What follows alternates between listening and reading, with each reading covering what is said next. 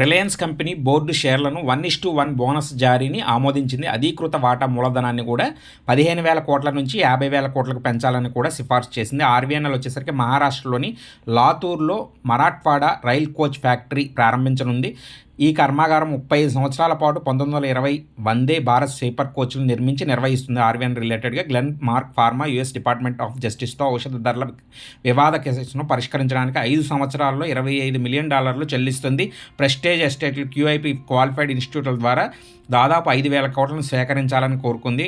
Linde India Tata steel యొక్క పారిశ్రామిక gas సరఫరా ఆస్తులను కొనుగోలు చేస్తుంది. సో రిలయన్స్ వచ్చేసరికి 1:1 రేషియోలో బోనస్ని అయితే ఆమోదించడం జరిగింది. 15,000 కోట్ల మూలధనాన్ని కూడా 50,000 కోట్లకు పెంచాలని చూసింది. ఆర్బీఎన్ఎల్ రిలేటెడ్గా కూడా 1920 వందే భారత్ స్లీపర్ కోచ్లను కూడా నిర్మించడానికి ఓకే చేసింది. అలాగే గ్లెన్మార్క్ ఫార్మా కూడా ఎస్ డిపార్ట్మెంట్ నుంచి వివాద కేసును పరిష్కరించాలని చూస్తోంది. ఇలాంటి వివరాల కోసం ఛానల్ సబ్స్క్రైబ్ చేయండి.